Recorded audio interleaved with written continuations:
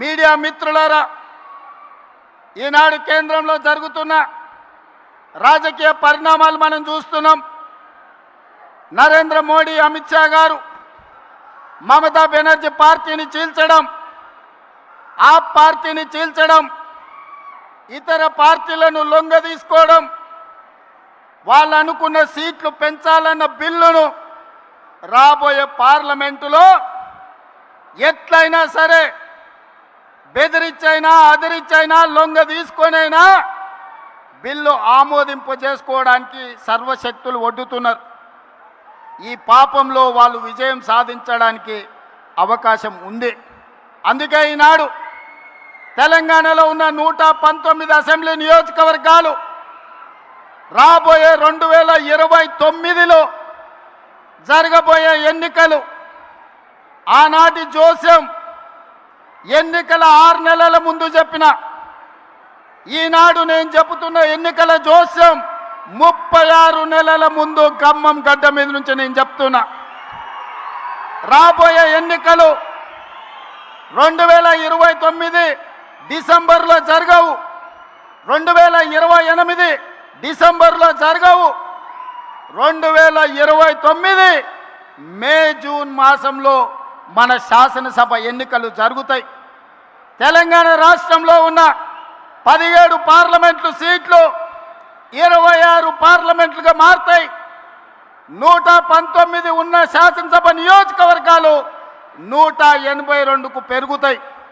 ఈరోజు చెప్తున్నా, 182 శాసనసభ నియోజకవర్గాలలో 117 సీట్ల పైన గెలిచి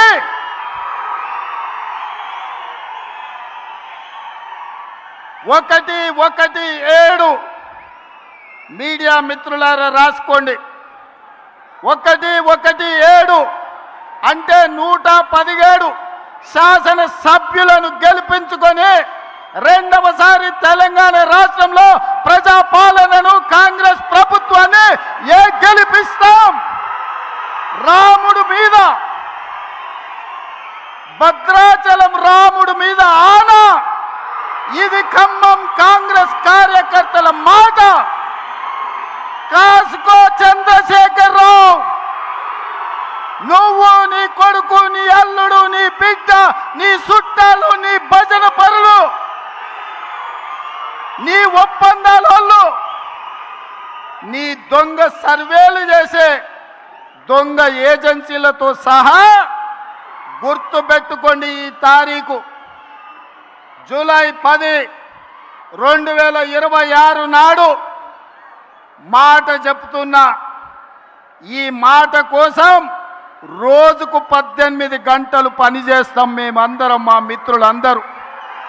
ఒక్క క్షణం కూడా ఆలుపెరగము, ఆలస్యం చేయము.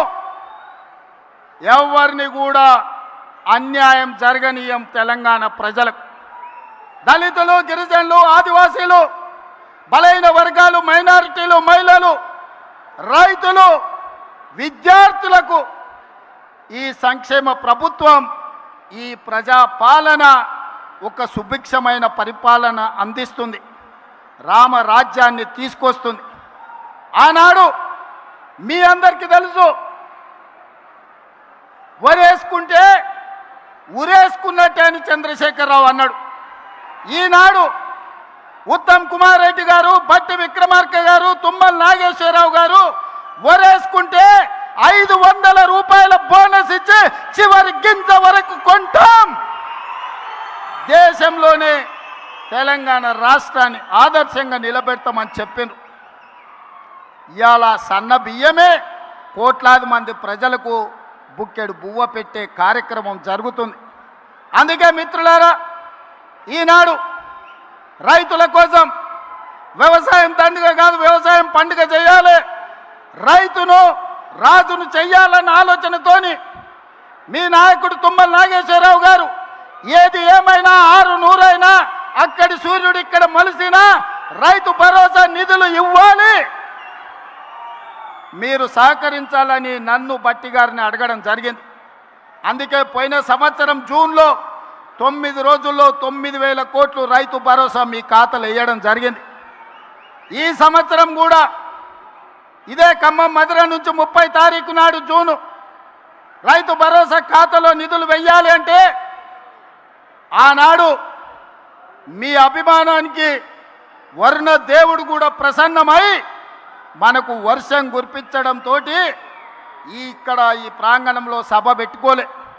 కానీ నిధుల బదిలీ వాయిదా వేయలే. శిల్పారామంలో అప్పటికప్పుడు మా యువ శాసనసభ్యులందరూ ఈర్లపల్లి శంకర్తో సహా చాలామంది వందలాది మంది రైతుల సమక్షంలో మొదటి విడత రైతు భరోసా నిధులు శిల్పారామంలో విడుదల చేసినాం.